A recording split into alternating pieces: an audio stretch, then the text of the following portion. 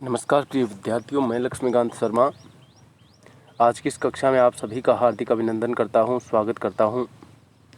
प्रिय विद्यार्थियों, आज की इस कक्षा में हम अध्ययन करेंगे कक्षा 12 के लिए NCERT पाठ्यक्रम द्वारा निर्धारित पाठ्यपुस्तक अंतरा भाग 2 से रीतिकालीन कवि विद्यापति और विद्यापति के द्वारा रचित पद। तो शुरू करते हैं आज की अपनी ये कक्षा शुरू करें उससे पहले एक बार हमें विद्यापति के जीवन परिचय को और इनके साहित्यिक परिचय को जान लेना बेहद ज़रूरी है। तो विद्यापति के जन्म की यदि हम बात करें तो विद्यापति का जन्म हुआ 1380 ईस्वी को और इनका निधन हुआ 1460 ईस्वी को। जैसा कि आप पाठ के दौरान विद्यापति का जो परिचय दे रखा है वहाँ देख भी सकते हैं। जन्म इनका हुआ 1380 ईस्वी को और निधन इनका हुआ सन 1460 ईस्वी को। इनका जन्म एक ऐसे परिवार में हुआ जो विद्या और ज्ञान के लिए प्रसिद्ध था। ये जन्म हुआ कहाँ? विद्यापति का जन्म मधुबनी, जो कि बिहार में पड़ता है, वहाँ के बिस्सी गांव के एक ऐसे परिवार में हुआ जो विद्या और ज्ञान के लिए प्रसिद्ध था। उनके जन्म काल के संबंध में प्रामाणिक सूचना उपलब्ध नहीं है। तथ्यों के आधार पर सिर्फ ये उपलब्ध जानकारी के आधार पर ये सिर्फ सूचना दी गई है। प्रामाणिक रूप से कोई सूचना उपलब्ध नहीं है। उनके रचनाकाल और आश्रयदाता के राज्यकाल के आधार पर उनके जन्म और मृत्यु का वर्ष अनुमान लगाया गया है, निश्चित नहीं है। विद्यापति मिथिला नरेश राजा शिव सिंह के अभिन्न मित्र थे। उनके ही राज में ये राजकवि के पद पर थे और राजा शिव सिंह के ये प्रमुख सलाहकारों में से एक थे। विद्यापति बचपन से ही कुशाग्र बुद्धि और तर्कशील व्यक्ति थे। साहित्य, संस्कृति, संगीत, ज्योतिष, इतिहास, दर्शन, न्याय, भूगोल आदि के वे प्रकांड पंडित थे, विद्वान थे ये। उन्होंने संस्कृत, अवहट्ट जो कि अपभ्रंश भाषा का रूप है, और मैथिली 3 भाषाओं में अपनी रचनाएं की। इसके अतिरिक्त उन्हें और भी कई भाषाओं और उपभाषाओं का ज्ञान था, क्योंकि ये बड़े कुशाग्र बुद्धि थे, तर्कशील थे। ज्योतिष, इतिहास, दर्शन, न्याय, भूगोल आदि के प्रकांड विद्वान थे, तो कई भाषाओं के ये जानकार भी थे। कवि विद्यापति को आदिकाल और भक्तिकाल के संधि कवि के रूप में कहा जा सकता है। आदिकाल और भक्तिकाल, क्षमा करना मैंने पहले रीतिकाल बोल दिया, जो गलती से बोल दिया गया उसको सुधार करें। तो आदिकाल और भक्तिकाल हिंदी साहित्य के 4 प्रमुख काल माने गए हैं। सबसे पहला काल आदिकाल, उसके बाद में भक्तिकाल, उसके बाद में रीतिकाल और सबसे अंत में आधुनिक काल। तो ये हैं आदिकाल और भक्तिकाल के संधि कवि, दोनों के बीच के जोड़ने वाले कवि। इनकी प्रमुख रचनाओं में यदि बात करें तो कीर्तिलता और कीर्ति पताका जैसी रचनाओं पर दरबारी संस्कृति और अपभ्रंश काव्य परंपरा का प्रभाव है।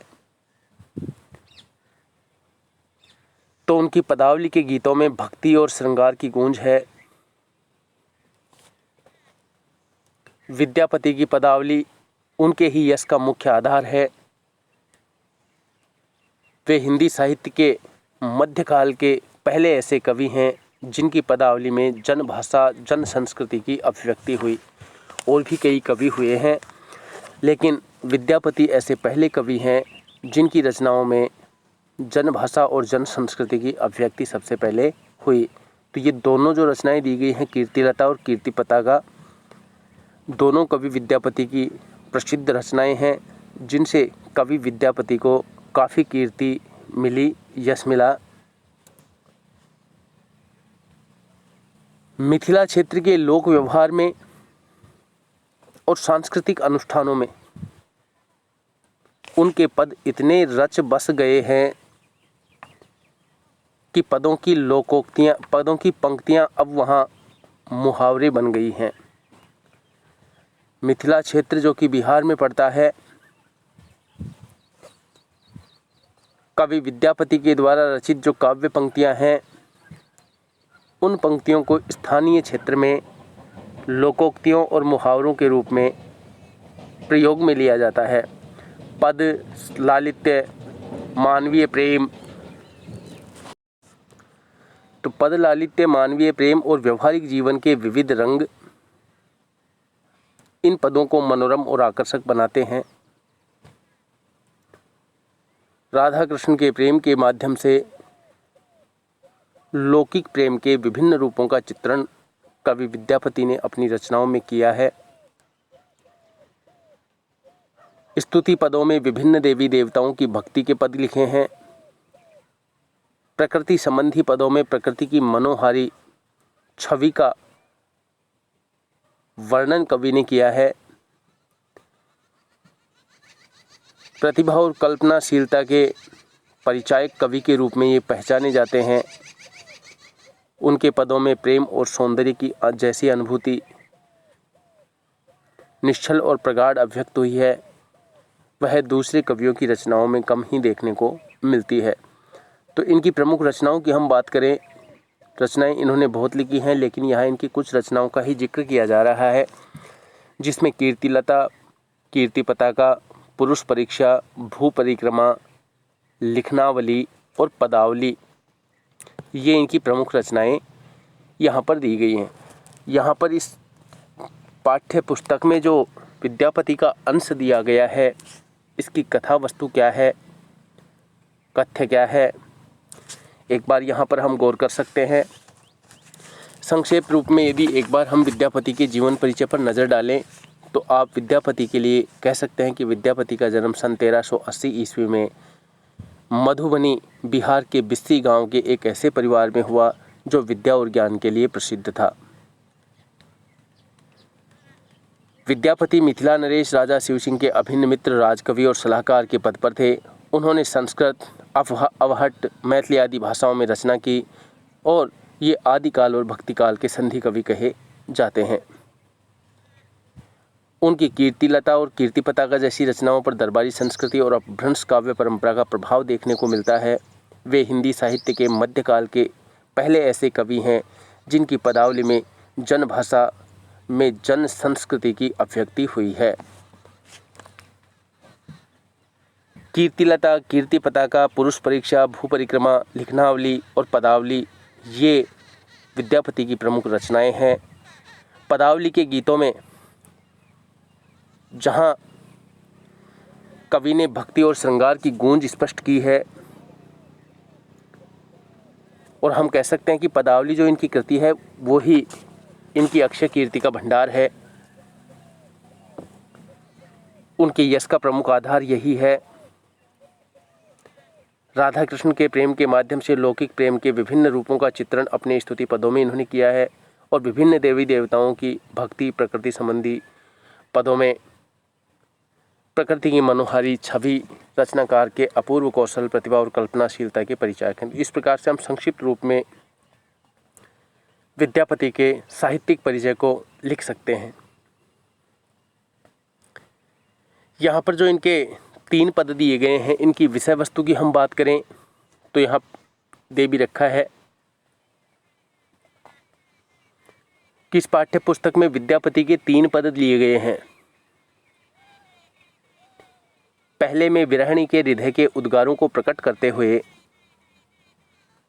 उन्होंने उसको अत्यंत दुखी और कातर बताया है। कातर का मतलब होता है भयभीत,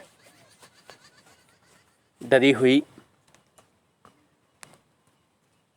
उसका हृदय प्रियतम द्वारा हर लिया गया है और प्रियतम गोकुल छोड़ करके मथुरा में जा बसे हैं। कवि ने उनके कार्तिक मास में आने की संभावना प्रकट की है अपनी रचना के माध्यम से। अपने इस पद में आप देख सकते हैं। तो यहाँ पर हम कह सकते हैं कि जो प्रथम पद दिया गया है, इसमें विरहिणी के हृदय के उद्गारों को प्रकट करते हुए उन्होंने उसको अत्यंत दुखी और कातर बताया है। तो दूसरे पद की विषय वस्तु की हम बात करें तो दूसरे पद में प्रियतमा सखी से कहती है कि मैं जन्म जन्मांतर से अपने प्रियतम का रूप ही देखती रही, परंतु अभी तक मेरे नेत्र संतुष्ट नहीं हुए हैं। उनके मधुर बोल कानों में गूंजते रहते हैं।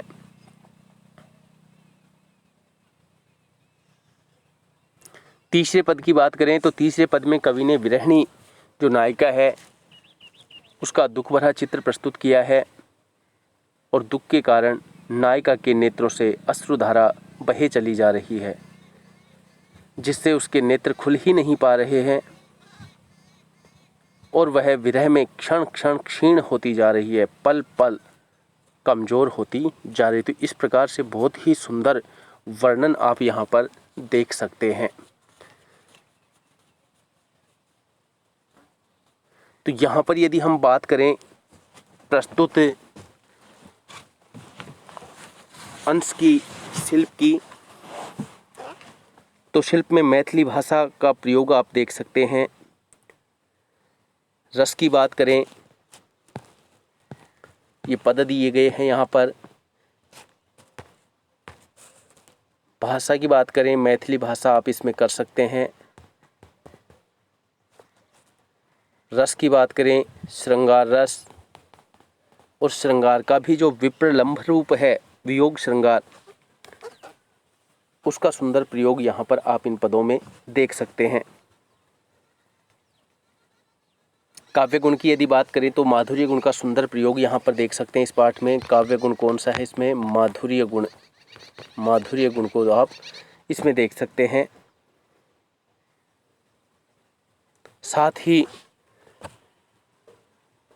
इसमें तद्भव शब्द भी काम में लिए गए हैं।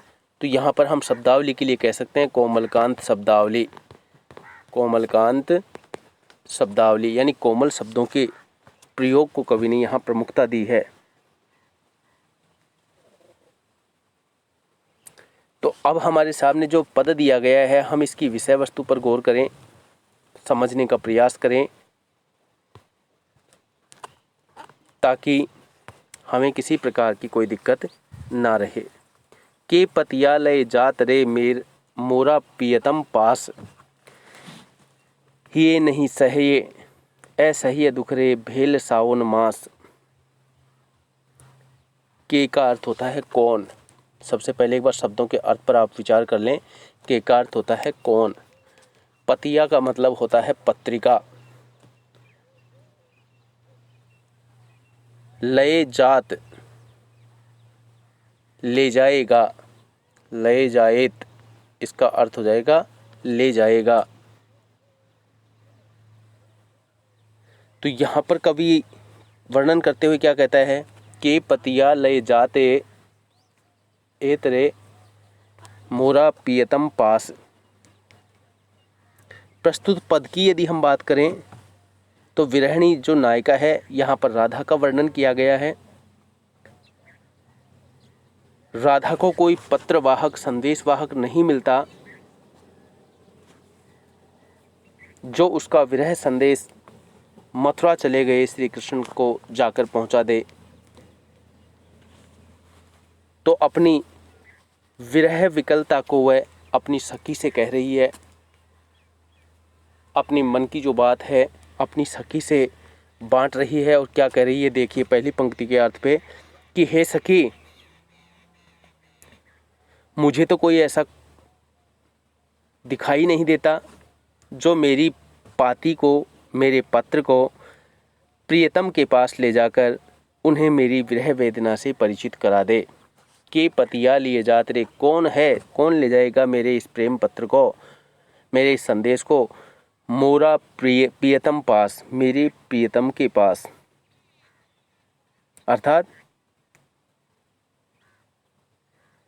यहाँ पर नायिका क्या कहती है कि हे सखी, मुझे तो ऐसा कोई दिखाई नहीं देता है, तो कौन है जो मेरे प्रियतम के पास ले जाकर उन्हें मेरी विरह वेदना का संदेश देगा।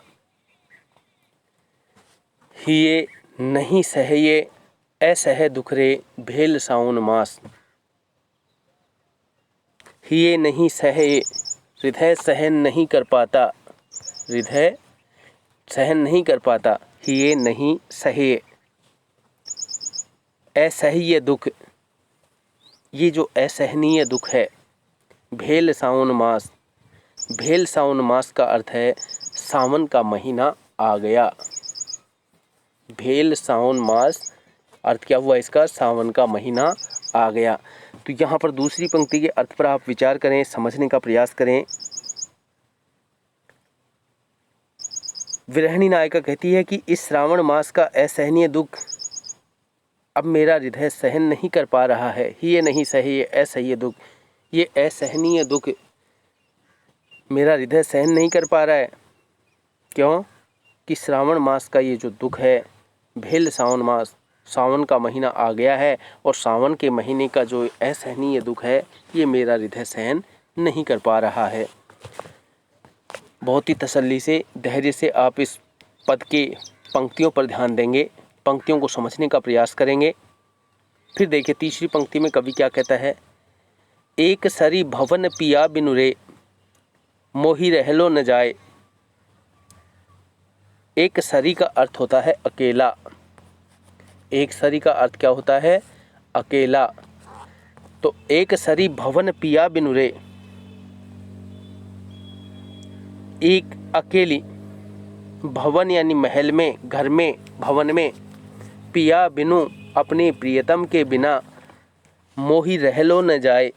यहाँ पर जो शब्द दिया गया है मोहि रहलो न जाए, इसका अर्थ क्या हुआ, मोहि यानी मुझसे, रहलो यानी रहा, न जाए नहीं जाता, मुझसे रहा नहीं जाता। तो अर्थ क्या हुआ, नायिका कहती है कि प्रियतम के बिना इस सूने भवन में मुझसे अकेले नहीं रहा जाता। एक सारी भवन पिया बिनु रे, मोहि रहलो न जाए, कि प्रियतम के बिना इस सूने भवन में मुझसे अकेले नहीं रहा जाता। बहुत ही सुंदर वर्णन नायिका की विरह वेदना को यहाँ पर कवि विद्यापति ने स्पष्ट किया है। आशा है आपको ये पंक्तियाँ समझ आ रही होंगी। आगे देखिए, सखी अनकर दुख दारुण रे, जग के पतियाए। सखी अनकर दुख दारुण, ये अनकर का अर्थ होता है दूसरों का, दुख दारुण भयानक दुख, दारुण का अर्थ होता है भयानक और दुख का अर्थ दुख ही होता है। जग के पतियाए, जग का अर्थ होता है संसार। तो यहाँ पर लक्षणा शब्द शक्ति है, क्योंकि जग के मतलब यहाँ पर जग से क्या है, जग के रहने वाले लोग। लक्षणा शब्द शक्ति का प्रयोग आप इस पंक्ति में देख सकते हैं। के पतिया, के का अर्थ है कौन, पतियाए मतलब होता है विश्वास करेगा। के पतियाए, कौन विश्वास करेगा। तो चौथी पंक्ति के अर्थ पर आप विचार करेंगे और धैर्य से इस पंक्ति के अर्थ को समझने का प्रयास करेंगे कि हे सखी, दूसरे के दारुण दुख पर, दूसरों का जो भयानक दुख है, सखी, हे सखी, अनकर दुख दारुण, दूसरों के भयानक दुख पर। अर्थ आप समझ सकते हैं, पंक्ति के साथ हम अर्थ करते हुए चल रहे हैं। किसी शब्द का अर्थ कहीं समझ में नहीं आए तो आप पूछ सकते हैं, कमेंट के द्वारा भी आप अपनी प्रतिक्रिया दे सकते हैं। तो हे सखी, दूसरे के भयानक दुख पर, के पतियाए, जग के पतियाए, भला ये संसार क्यों विश्वास करेगा, या संसार में कौन है जो विश्वास करेगा। मोर मन हरि हर ले गए गैल रे, हरि हर यहाँ पर एक शब्द देख सकते हैं, अनुप्रास पे आप इसमें कर सकते हैं और यमक अलंकार का प्रयोग भी आप कर सकते हैं।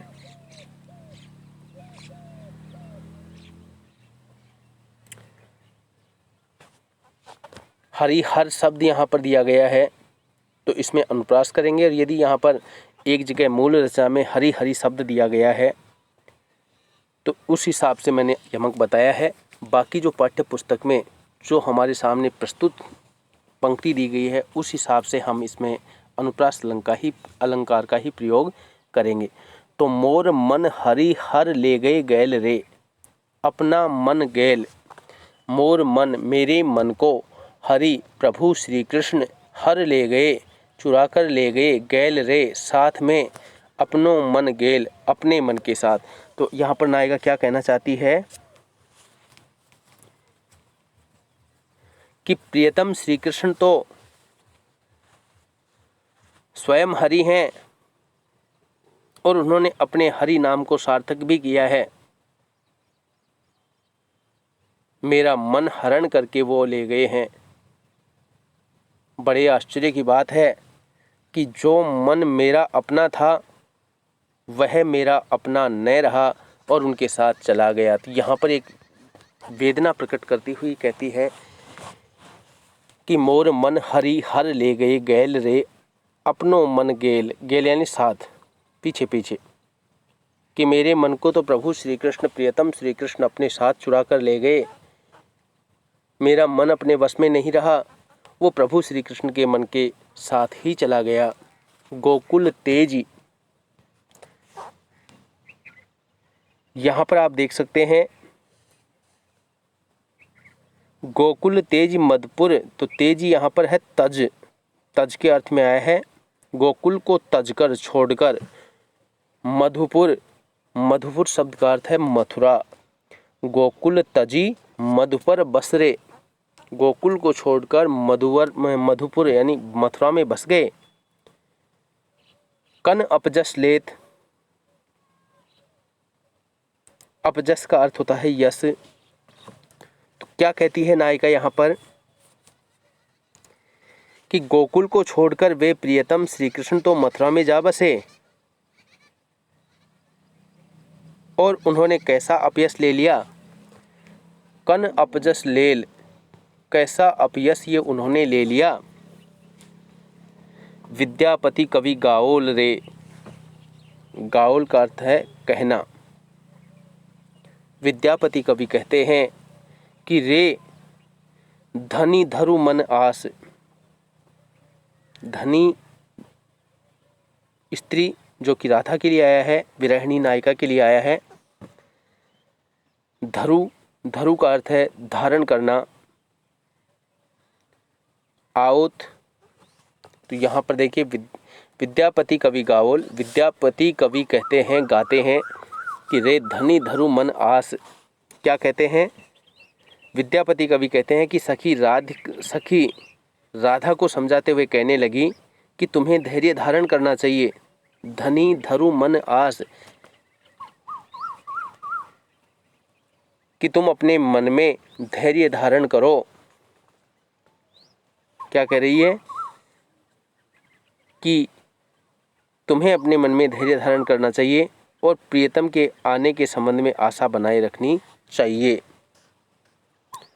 और प्रियतम के आने के संबंध में अपने मन में एक आशा बनाए रखनी चाहिए। कैसे? आओत तोर मन भावन रे, कि तुम्हारे मन को भाने वाले प्रियतम आएंगे यही कार्तिक मास, इसी कार्तिक के महीने में। तो पूरा पद आपके समक्ष प्रस्तुत किया।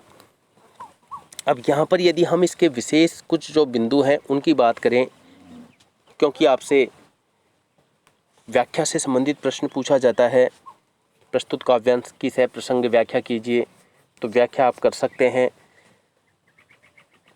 कि प्रस्तुत पद मैथिली कोकिल, विद्यापति का ये उपाधि मिली हुई है मैथिली कोकिल के नाम से।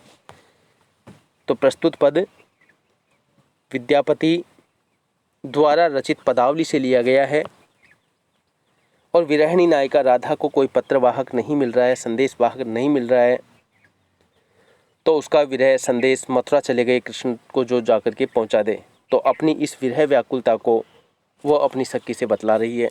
ये आप इसके प्रसंग में कर सकते हैं, संदर्भ व्याख्या के अंदर आप इसका अर्थ कर सकते हैं, जैसा आपको अभी समझाया गया, बताया गया।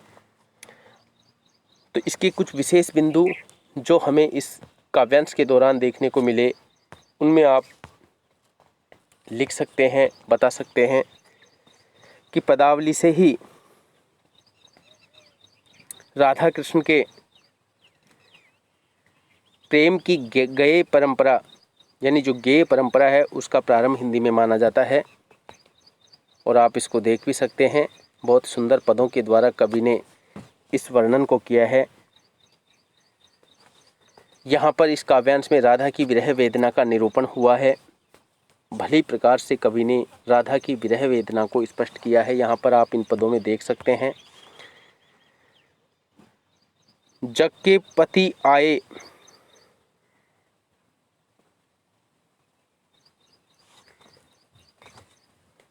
जग के पति आए, जो शब्द यहाँ पर दिया गया है, यहाँ पर इसमें वक्रोक्ति अलंकार का प्रयोग आप कर सकते हैं। वक्रोक्ति अलंकार कर सकते हैं तो यहाँ पर आप अनुप्रास कर सकते हैं। अनुप्रास का प्रयोग और भी बाकी पद में आप देख सकते हैं।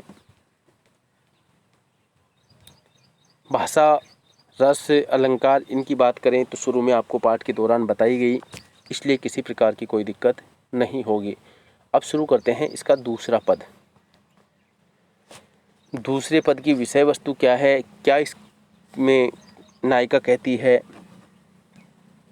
तो यहाँ पर कह सकते हैं कि जब नायिका से ये पूछने लगी, कौन? सखी। जब सखी नायिका से यह पूछने लगी कि प्रेम का अनुभव कैसा होता है। समझने का प्रयास करें एक बार। पंक्तियों पर अभी हम चर्चा नहीं कर रहे हैं, पंक्तियों की चर्चा हम करेंगे। अब पंक्तियों को देखेंगे, समझेंगे। तो सखी नायिका से क्या कहती है कि प्रेम का अनुभव कैसा होता है। तब नायिका ने उससे क्या कहा कि प्रेम की अनुभूति शब्दों से दूर है, शब्दों से परे है, उसे शब्दों के द्वारा वर्णित नहीं किया जा सकता। प्रेम में नित्य नवीनता का भाव होता है तथा सदैव अतृप्त बनी रहती है। कृष्ण के रूप सौंदर्य को देखने, उसकी मधुर बातें सुनने और उसके साथ काम क्रीड़ा करने से सभी से मुझे तृप्ति नहीं मिलती है। प्रेम वही होता है जिसमें निरंतर अतृप्ति हो, यानी तृप्त जहाँ हो जाए वहाँ प्रेम का भाव समाप्त हो जाता है। तो प्रेम में तृप्ति होती ही नहीं है, असंतुष्टि का भाव बराबर बना रहता है। प्रिय से मिलने की नवीन आकांक्षा हमेशा बनी रहे, वो प्रेम है। और विद्यापति ने इस पद में इसी वृतांत का वर्णन, इसी बात का वर्णन किया है। नायिका का कथन सखी के प्रति है और क्या कहती है आप देख सकते हैं इसमें। और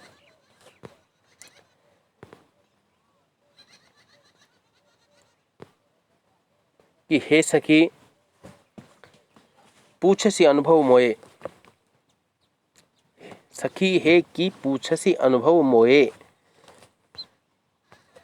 धीरे धीरे पढ़ेंगे पंक्ति को, शब्द को, तो हमें अर्थ समझ में आ जाता है। कि पूछसी, सखी है, तो यहाँ पर तो संबोधन हो गया हे सखी। कि पूछसी, की पूछसी का अर्थ हो गया की यानी क्या और पूछ यानी पूछती है, पूछती हो। अनुभव मोए, अनुभव यानी यहाँ पर प्रेम का जो अनुभव है मेरा, मोए यानी मेरा, तो मेरे प्रेम के अनुभव के बारे में हे सखी तू मुझसे क्या पूछती है। देखिए क्या कहती है। सेह पिरति अनुराग बखानीय तिल तिल नूतन होय। सेह यानी वही, सेह यानी वही। शब्दों के अर्थ पर फिर से बोल रहा हूँ, विशेष ध्यान रखना है। सेह प्रीति, प्रीति यहाँ पर प्रीति शब्द के लिए आया है, प्रीति। अनुराग, अनुराग का अर्थ होता है प्रेम भाव। बखानीय वर्णन करने योग्य। तिल तिल जिसका अर्थ होगा क्षण क्षण। इसमें पुनरुक्ति प्रकाश अलंकार देख सकते हैं, अनुप्रास अलंकार की छटा आप इसमें देख सकते हैं। नूतन होय, नूतन का अर्थ नवीन, होय यानी होते हैं। तो अर्थ क्या हुआ, पहली पंक्ति को आप एक बार पुनः देखेंगे कि सखी है, कि हे सखी की पूछसी अनुभव मोए, कि हे सखी मेरे प्रेम के अनुभव के विषय में तुम मुझसे क्यों पूछती हो, क्या पूछना चाहती हो। प्रेम का यह अनुभव तो शब्दातीत है, शब्दों से परे है। प्रेम के इस अनुभव को मैं शब्दों के द्वारा वर्णित नहीं कर सकती। ये तो शब्दों में वर्णन हो ही नहीं सकता है। शब्दों में प्रेम की व्याख्या मैं नहीं कर सकती, शब्दों से दूर है ये। मैं तो उसी प्रेम का अनुराग, उसी प्रेम और अनुराग को बखानने योग्य कहती हूँ। मैं तो उसी, शब्दों पर ध्यान देंगे कि सेह यानी वही, प्रीति यानी प्रीति, कि वही प्रीति और अनुराग, वही प्रेम और अनुराग को बखानने योग्य कहती हूँ, जिसमें क्षण क्षण पर नवीनता रहती है। तिल तिल नूतन होय, हर क्षण उसमें कुछ ना कुछ नवीनता होती है। तिल तिल क्षण क्षण नूतन होय, हर पल उसमें कुछ नयापन होता है। जन्म अवधि, जन्म यहाँ पर जन्म, अवधि यानी अवधि, समय। तो जन्म अवधि जो शब्द दिया गया है, इसका अर्थ हुआ जीवन भर।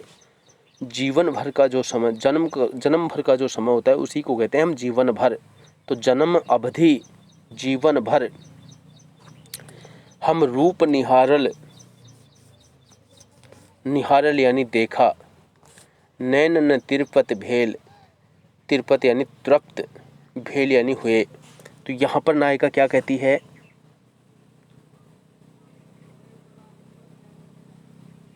कि हे सखी, मेरा पूरा जन्म बीत गया, जीवन भर मैं प्रियतम श्री कृष्ण के रूप को देखती रही। जीवन का समय बीत गया, मैं जीवन भर प्रभु श्री कृष्ण, प्रियतम श्री कृष्ण को देखती रही, किंतु मेरे नेत्र आज भी अतृप्त हैं।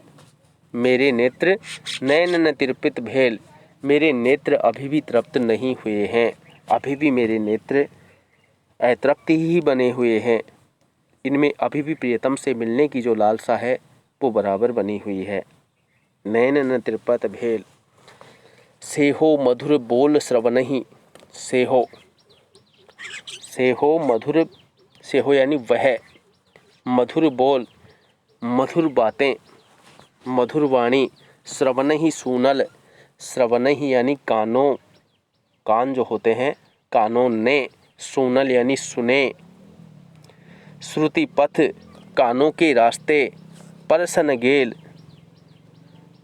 कानों के रास्ते, और परसन गेल स्पर्श तक नहीं हुआ। परसन गेल स्पर्श तक नहीं हुआ। तो पंक्ति का अर्थ क्या हुआ यहाँ पर हम देख सकते हैं, समझने का प्रयास कर रहे हैं। मुझे आशा है, विश्वास है कि उन्हें देखने की वही आकांक्षा मेरे नेत्रों में आज भी बनी है जो पहले थी। उनके मधुर वचन जीवन पर्यंत सुनती रही। उनके मधुर वचन श्रवण ही सोनल, जीवन भर सुनती रही। लेकिन आज भी उनकी वाणी सुनने की आकांक्षा कानों को इस प्रकार है जैसे वे मधुर वचन कानों ने कभी सुने ही नहीं। श्रुति पत्र परसन गेल, जैसे कभी कानों के रास्ते से वो मधुर बातें गई ही नहीं, सुनी ही नहीं गई हों। कत मधुजामिनी रसब गमावली, कत यानी कितनी ही, शब्द के अर्थ पर आप ध्यान देंगे। कत यानी कितनी ही, मधुजामिन, मधुर यामिनी अर्थात मधुर रातें। जामिनी यामिनी का रूप है और यामिनी का अर्थ होता है रातें। मधु जामिनी, मधुर यामिनी अर्थात मीठी याद रातें। रसब गमाओल, रसब गमाओल का मतलब है आमोद प्रमोद या क्रीड़ा। रसब गमाओल व्यतीत कर दी। रसब का मतलब क्रीड़ा या आमोद प्रमोद, और गमाओल का मतलब होता है व्यतीत करना, गमा देना। ने बूझल कसैन केल, ने बूझल कसैल केल,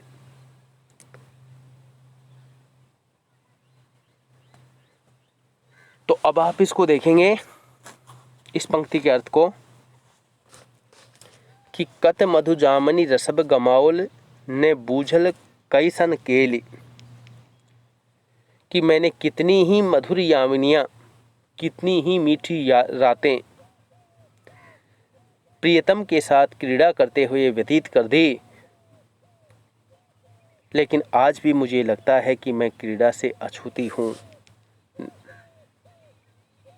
लेकिन आज भी न बूझल कसे निकेली, उन रातों में मैंने प्रियतम से कैसी क्रीड़ाएं की, न बूझल ये मत पूछ। अर्थात नायिका कहती है कि आज भी मैं काम क्रीड़ा से अछूती हूँ। प्रीतम के साथ मैंने काम क्रीड़ा का सुख नहीं लिया है। लाख लाख जुग हिय राखल, लाख लाख में पुनरुक्ति प्रकाश अलंकार कर सकते हैं। जुग, जुग यहाँ युग का रूप है जो कि तद्भव रूप ही है। युग शब्द तत्सम और उसका जुग शब्द तद्भव। हिय हृदय, हिय पुनरुक्ति प्रकाश अलंकार। राखल, यहाँ पर हिय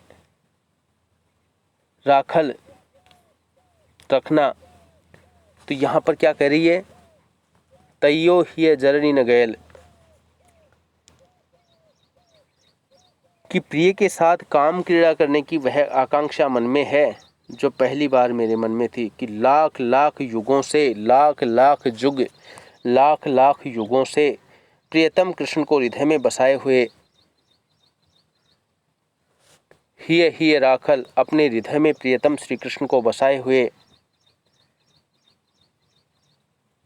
पर मेरे प्राण अभी तक नहीं जुड़े, अभी तक अशांत हैं। तैसो हिय न जरली गेल,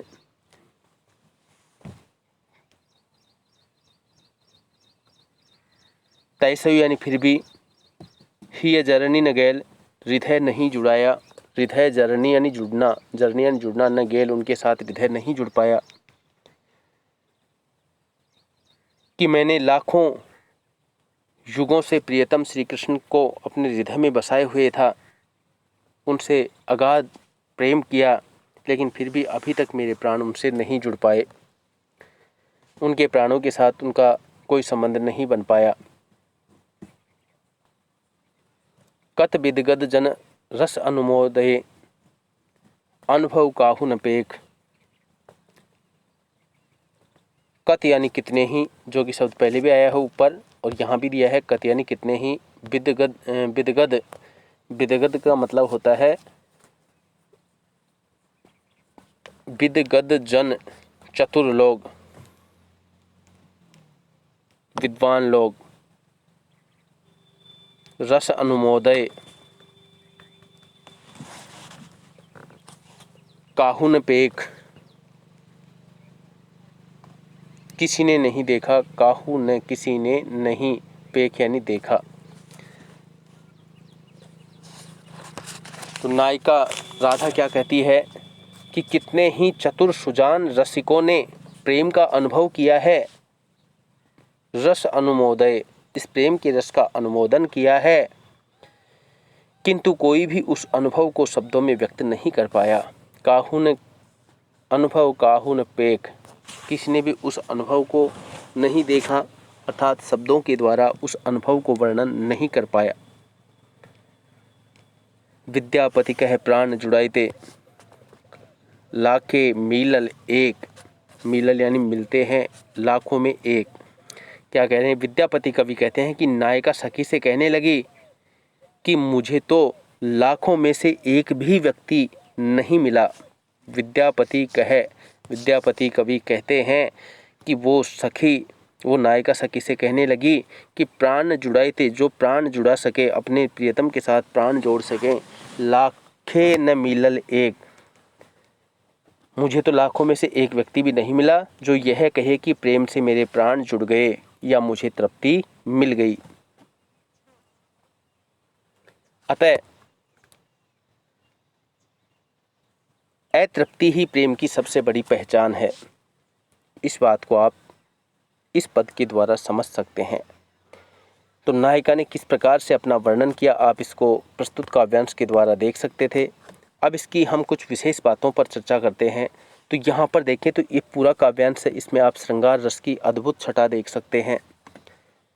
पूरे के पूरे काव्यांश में श्रृंगार रस की अद्भुत छटा का प्रयोग आप यहाँ पर देख सकते हैं। जन्म अवधि तिरुपत भेल, यहाँ पर अभी जो शब्द आपने देखा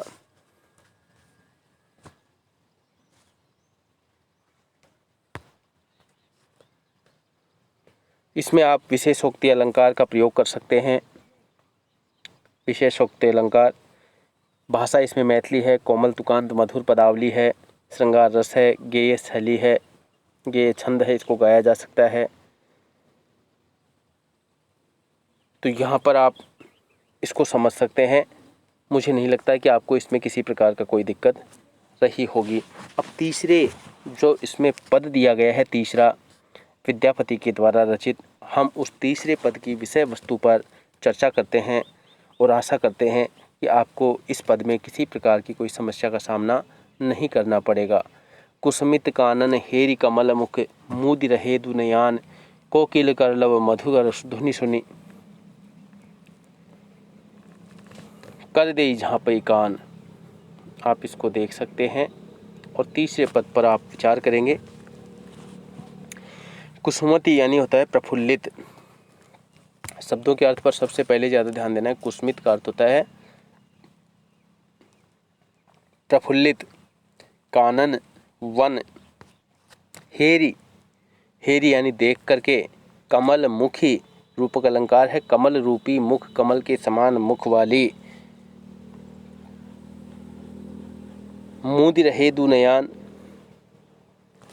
मूदि रहे यानी बंद कर लेती है, दुनयान यानी दोनों नेत्र, कोकिल करलव कैवर्ण की आवृत्ति से अनुप्रास अलंकार आप यहाँ पे कर सकते हैं, मधुकर धुनि सुनी अनुप्रास अलंकार आप यहाँ पर कर सकते हैं। तो मूदि रहे यानी बंद कर लेती है, कोकिल करलव, कोकिल यानी कोयल, करलव यानी कूक, कोयल का कूकना, धुनि मधुकर धुनि भंवरों की गुंजार, सुनी यानी सुन करके।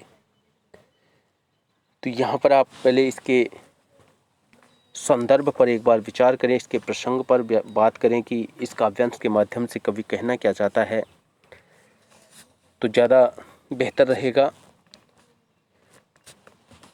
तो विरहिणी नायिका की विरह दशा का वर्णन करती हुई कोई सखी नायक श्री कृष्ण से कहती है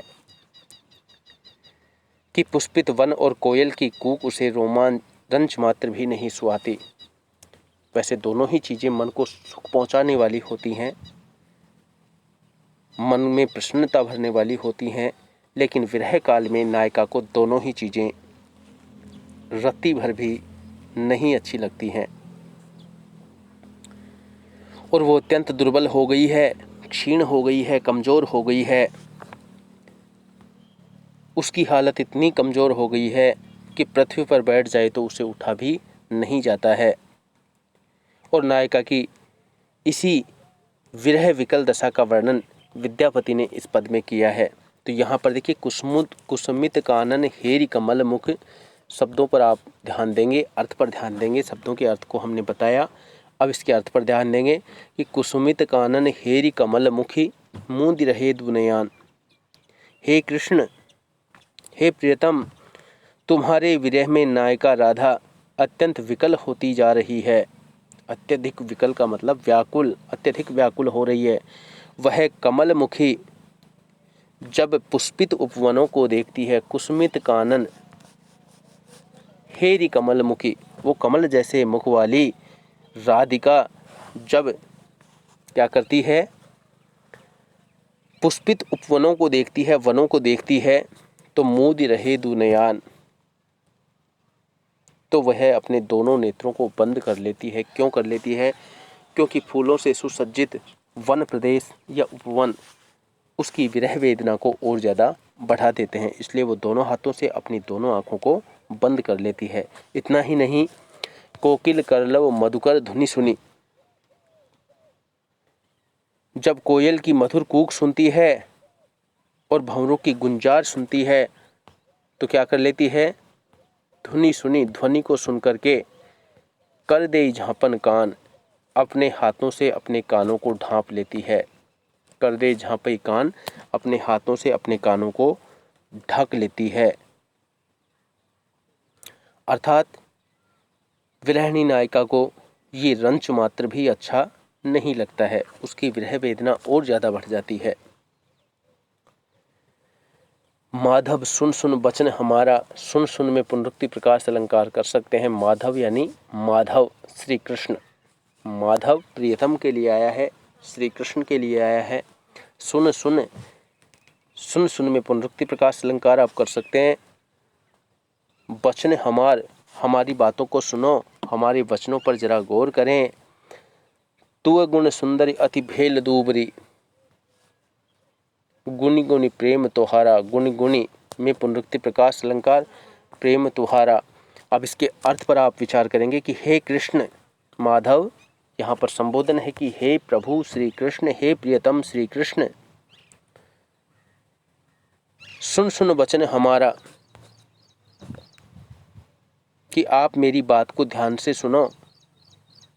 सुन सुन यानी ध्यान से सुनना, सुनने पर विशेष बल दिया गया है, यानी गौर से सुनना। सुन सुन वचन हमारा, कि हे माधव श्री कृष्ण, आप हमारे वचनों को या हमारी बात को ध्यान से सुनो।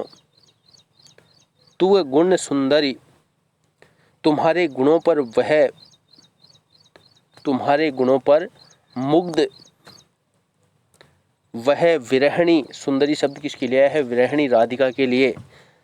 तू गुण सुंदरी, तुम्हारे गुणों पर मुग्ध विरहणी राधिका, तुम्हारे विरह में अति भेल दूबरी, अत्यधिक कमजोर हो गई है। भेल यानी हो गई है, दूबरी यानी कमजोर। तुम्हारे प्रेम में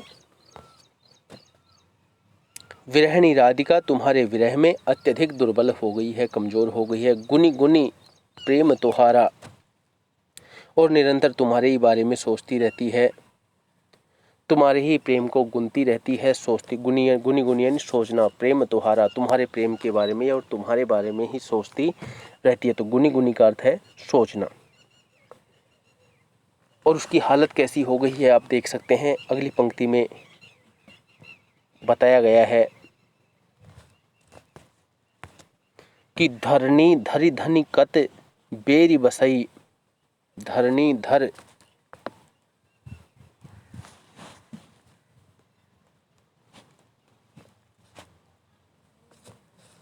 कत बेरी यानी कितनी ही बार, बैसे ही बैठती हो,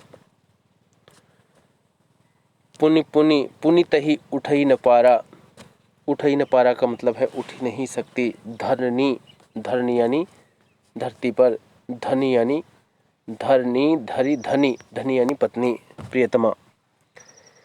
तो क्या कह रहे हैं यहाँ पर कवि कि राधिका अपने सखी जो है वो श्री कृष्ण के पास संदेश के लिए कहती है, या नायिका अपने प्रियतम को संबोधित करते हुए कहती है कि कितनी ही बार वह पृथ्वी पर बैठ जाती है। धनी धरी धनी कत बार बैसई, आपकी प्रियतमा कितनी ही बार पृथ्वी पर बैठ जाती है, किंतु दुर्बलता के कारण अपने आप उठ भी नहीं पाती। पुनित उठ ही न पारा, लेकिन इतनी कमज़ोर हो चुकी है कि पुनः वो उठना चाहती है लेकिन उठ नहीं पाती है। पुनित उठ ही न पारा, लेकिन पुनः दोबारा वो उठ नहीं पाती है। कातर दीठी करी, कातर दीठी, कातर दीठी करी, जो यहाँ पर ये पंक्ति दी गई इसका अर्थ आप कर सकते हैं पैनी दृष्टि से, उड़ती निगाहों से, चौदिश हेरी हेरी, चौदिश यानी चारों दिशाओं में, हेरी हेरी यानी ढूंढना, नैन गरे जलधारा, आंखों से जल की धारा, अश्रु बहते रहते हैं। तो क्या कह रही है? तुम्हारे आगमन की प्रतीक्षा करती हुई वह राधा कातर दृष्टि से चारों दिशाओं में देखती रहती है, हेरी हेरी देखती रहती है, ढूंढती रहती है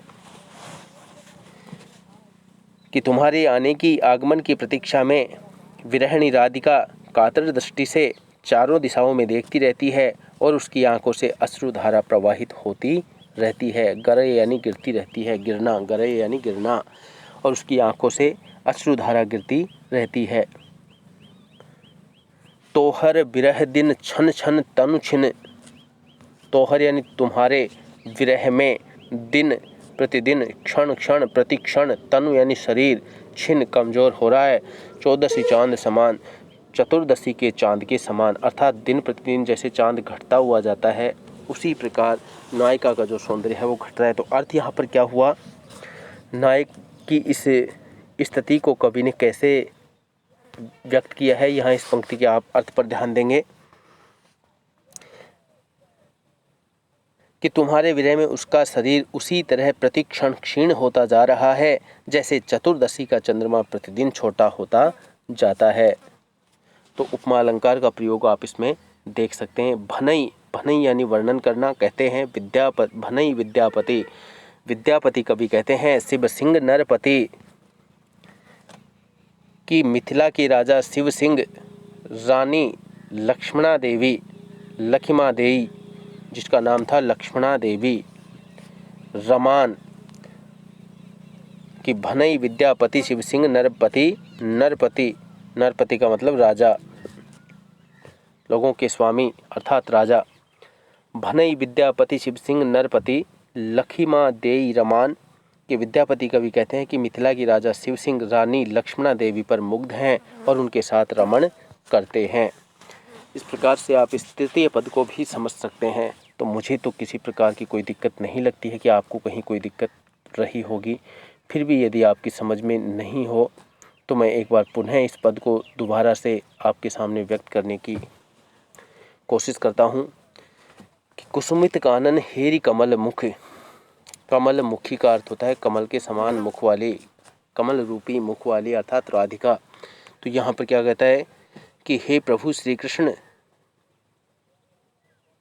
तुम्हारे विरह में नायिका राधा अत्यधिक व्याकुल हो गई है। कैसे, वह कमल मुखी, कमल मुखी कुसुमित कानन हेर, वह कमल मुखी जब पुष्पित उपवनों को देखती है, जंगल को देखती है, वन को देखती है तो मूदी रहे दुनयान, अपने वो दोनों नेत्रों को बंद कर लेती है, मूंद लेती है। इसके साथ ही और क्या करती है, देखिए आगे, कोकिल करलब मधुकर धुनि सुनी,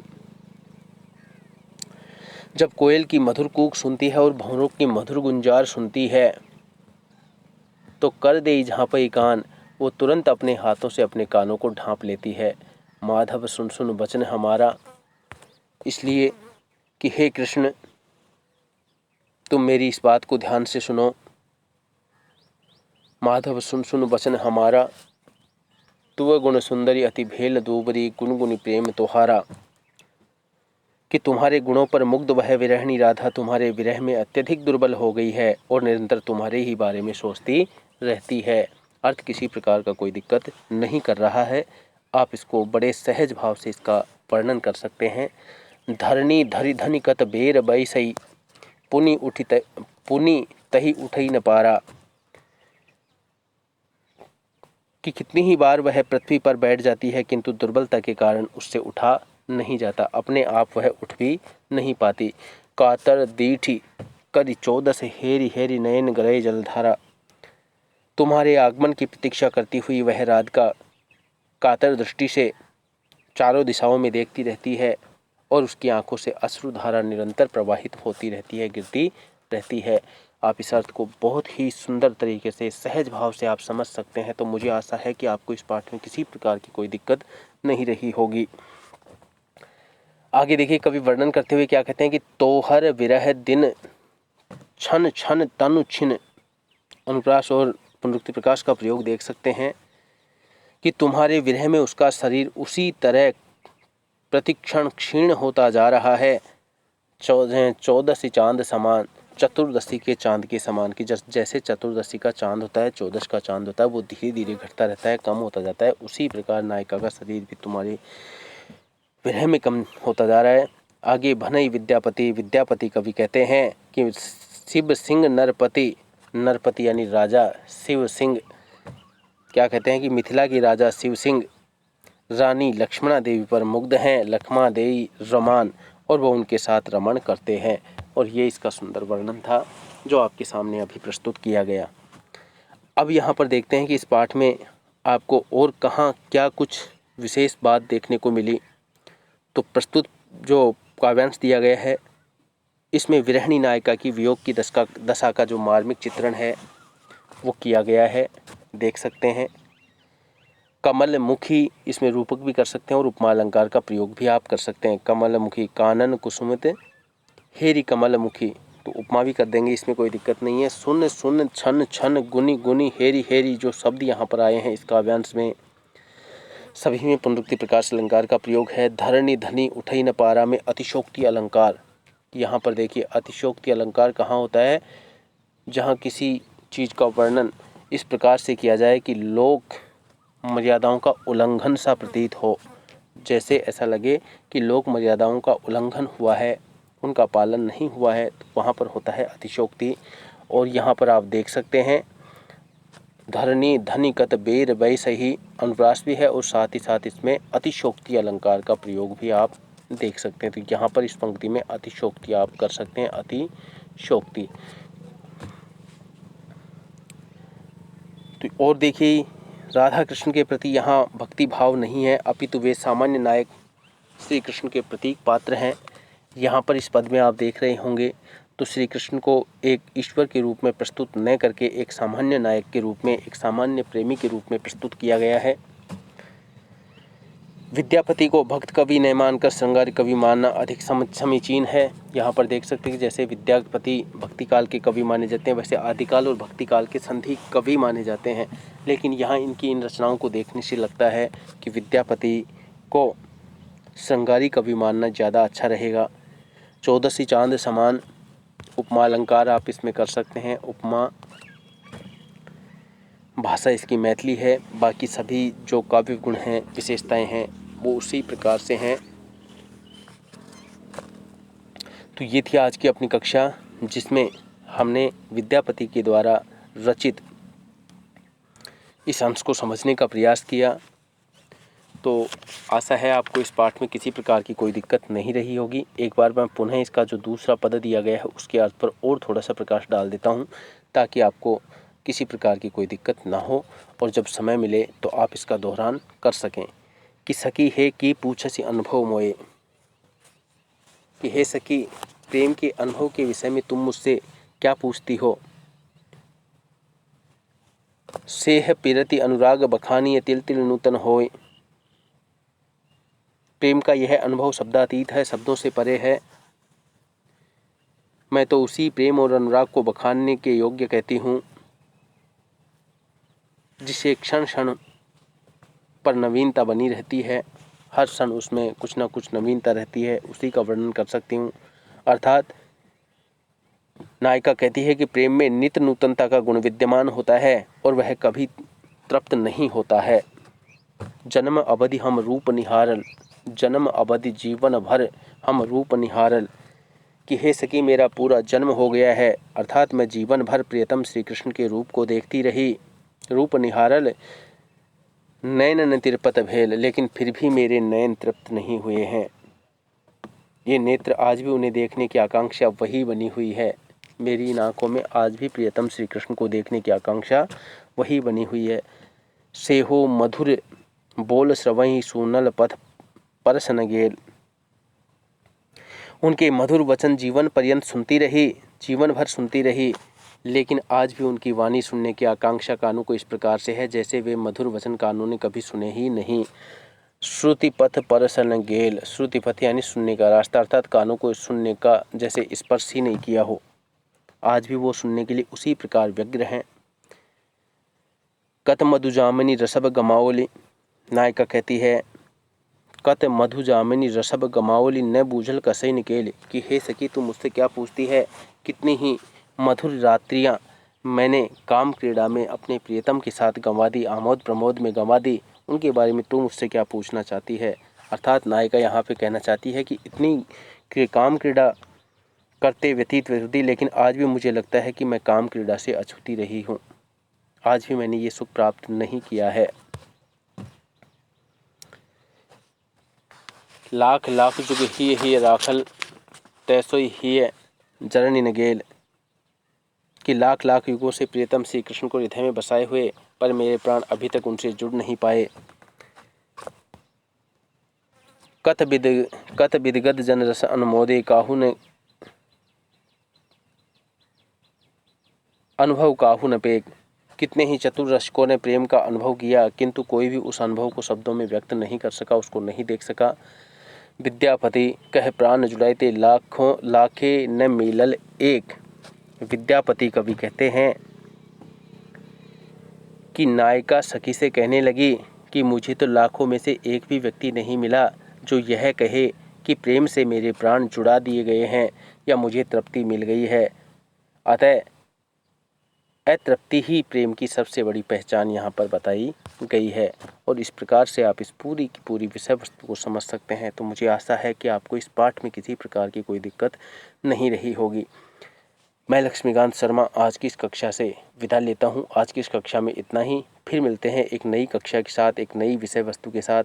तब तक के लिए नमस्कार। आप सभी का दिन मंगलमय हो, शुभ हो। धन्यवाद। जय हिंद,